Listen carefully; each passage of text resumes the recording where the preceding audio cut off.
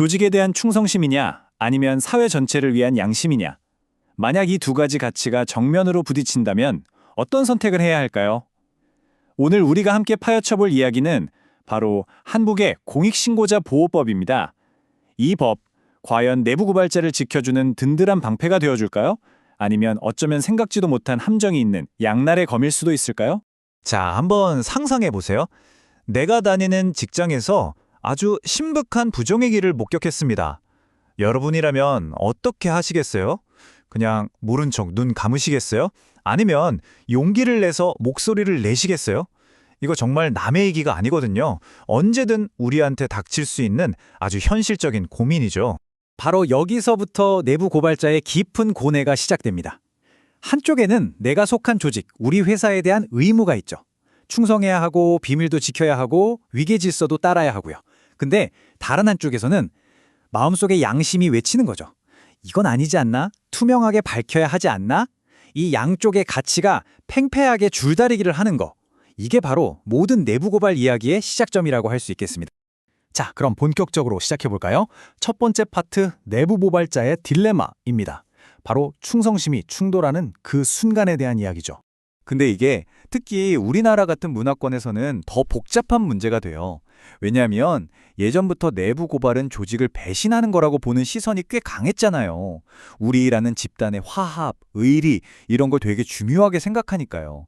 그런 분위기에서 이건 잘못됐습니다 하고 목소리를 내는 건 정말 보통 용기가 아니면 힘든 일이었죠. 하지만 시대가 변했습니다. 이제는 그런 용기 있는 목소리를 보호해야 한다는 공감대가 생겼고, 그래서 법이라는 아주 강력한 장치가 등장합니다. 자, 두 번째 파트에서는 바로 그 법이라는 방패에 대해 자세히 알아보겠습니다. 그럼 우리나라에서 내부 고발자를 보호하는 법에는 뭐가 있을까요? 가장 대표적인 게 바로 이 두 가지입니다. 하나는 공익신고자 보호법, 그리고 또 하나는 이름이 좀 긴데 부패방지 권익위법이라고 줄여서 부를게요. 이 두 법이 바로 법적 보호의 핵심 기둥이라고 보시면 됩니다. 그럼 법에서 말하는 보복이라는 게 도대체 뭘까요? 그냥 자른다 정도가 아니에요. 이 표를 보시면 아시겠지만 진짜 촘촘하게 다 막아놨습니다. 해고나 파면은 당연히 안 되고요.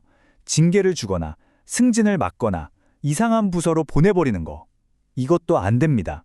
심지어 월급을 깎거나 왕따시키고 괴롭히는 것까지 전부 다 법으로 금지된 보복행위로 보고 있는 거죠. 생각보다 보호 범위가 엄청나게 넓죠? 여기서 진짜 강력한 조항이 하나 나옵니다. 법에서 아예 못을 박아놨어요. 공익신고를 막는 어떤 계약도 무효다. 이게 무슨 말이냐면요. 우리가 입사할 때 보통 비밀유지 서약서 같은 거 쓰잖아요. 거기에 회사 기밀 누설하면 책임진다 이런 조항이 있어도 그게 공익을 위한 신고였다면 그 계약 조항은 그냥 종이 조각이 된다는 거예요. 법적으로 효력이 없다는 거죠. 이건 정말 회사의 내부 규칙보다 공익이 더 중요하다는 걸 명확하게 보여주는 대목입니다. 자, 그런데 말입니다. 법이 이렇게 든든한 방패를 줬다고 해서 이야기가 쉽게 끝날까요? 천만에요. 이제부터가 진짜 싸움의 시작입니다. 회사의 반격이 시작되거든요. 세 번째 파트, 회사의 반격입니다. 교묘한 핑계, 징계에 대해서 알아보죠. 회사들이 쓴 아주 고전적인 수법이 바로 이 별건 징계라는 겁니다. 이게 뭐냐면 대놓고 너 신고했으니까 잘라! 라고는 못하잖아요. 그러니까 전혀 다른 아주 사소한 걸 꼬투리 잡아서 징계하는 거예요. 예를 들면 김대리 신고한 것 때문이 아니라 지난주에 5분 지각했잖아. 그래서 징계야. 이런 식으로요. 정말 치사하죠? 하지만 법정에서는 이런 일이 비일비재합니다. 이 별건 징계 말고 또 자주 나오는 레퍼토리가 있어요. 바로 이겁니다. 아니 신고한 건 뭐 그럴 수 있다 쳐요. 근데 신고하려고 회사 기밀 문서를 빼돌렸잖아요? 이건 명백한 비밀 유지 의무 위반 아닙니까? 이렇게 나오면 진짜 할 말이 없을 것 같죠? 굉장히 그럴듯하게 들리잖아요. 하지만 우리 법이 그렇게 허술하지 않습니다.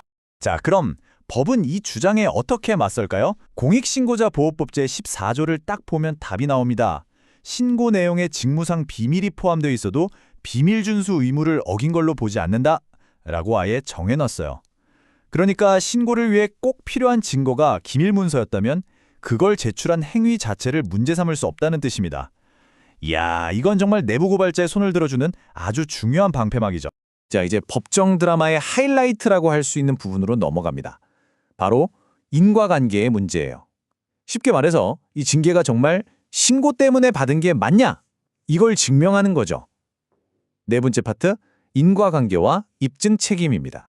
여기서 내부 고발자를 위한 정말 어마어마한 무기가 나옵니다. 바로 인과관계 추정 원칙인데요. 일명 2년룰이라고도 불려요. 이게 얼마나 강력하냐면요. 자, 보세요. 직원이 공익신고를 했어요. 그리고 2년 안에 회사에서 이 직원한테 어떤 불이익, 징계 같은 걸 줬다고 칩시다. 그러면 법원은 일단 이렇게 봐주는 거예요. 아, 이 징계는 신고 때문에 한 보복이구나? 라고 자동으로 추정해버리는 겁니다. 그럼 어떻게 될까요? 공은 이제 회사한테 넘어가는 거예요. 직원이 이거 보복이에요 라고 힘들게 증명할 필요 없이 반대로 회사가 아닙니다. 이 징계는 신고랑 1도 관련 없어요 라는 걸 증명해야 하는 거죠. 와, 이거 정말 판을 뒤집는 그야말로 게임 체인저라고 할 수 있습니다. 하지만 이 강력한 법의 방패도 완능은 아닙니다. 모든 걸 다 막아주지 못해요. 때로는 이 방패가 뚫리는 순간도 있습니다. 자, 5번째 파트에서는 바로 그 보호의 한계에 대해 이야기해 보겠습니다. 이 한계를 아주 잘 보여주는 실제 대법원 판례가 있습니다. 한번 들어보세요. 한 대학병원 교수가 있었는데 후배들을 상습적으로 폭행하고 폭언을 해서 조사를 받게 됐어요. 궁지에 몰린 이 교수가 갑자기 조사관들에게 비리가 있다 하면서 공익신고를 합니다. 그리고 얼마 뒤에 병원에서 이 교수를 직무에서 배제시켰어요. 물론 폭행 사실을 근거로요. 그러자 이 교수가 이건 내가 공익신고를 했기 때문에 받은 보복이다 라고 주장한 거죠. 어떻게 됐을까요? 대법원은 이 주장을 받아들이지 않았습니다. 왜냐? 이 직무 배제는 공익신고 때문에 아니라 그 신고를 하기 훨씬 전부터 있었던 본인의 심각한 잘못, 즉 폭행 때문에 내려진 정당한 조치라고 본 거예요. 아주 중요한 판결이죠.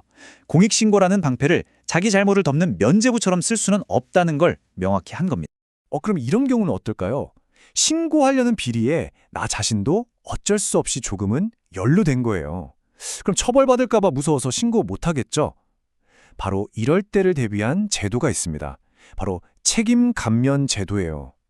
말 그대로 공익을 위해 큰 비리를 신고하는 과정에서 자신의 작은 잘못이 드러났을 때 그 잘못에 대한 징계나 처벌을 깎아주거나 심지어 아예 없애줄 수도 있다는 겁니다. 이건 너도 잘못했으니 입 다물어가 아니라 더 큰 정의를 위해 용기를 내라고 등을 떠밀어주는 아주 현명한 제도라고 할 수 있죠. 자, 지금까지 정말 복잡한 법 이야기를 쭉 따라오셨는데요. 그럼 이 모든 내용들을 바탕으로 우리가 꼭 기억해야 할 건 뭘까요? 마지막 파트입니다. 근로자와 사용자, 양쪽 모두를 위한 핵심 정리 들어갑니다. 먼저 회사, 즉 사용자 입장에서 명심해야 할 3가지입니다. 첫째, 섣불리 움직이지 마세요. 일단 직원이 공익신고를 했다면 그 이후에 하는 모든 징계는 보복으로 추정될 수 있습니다. 징계가 정당하다는 걸 회사가 직접 증명해야 해요. 둘째, 신고자 신원은 절대 비밀입니다. 누가 그랬대 하는 순간 법을 위반하는 겁니다. 마지막으로 책임 감면 제도를 적극적으로 활용하세요.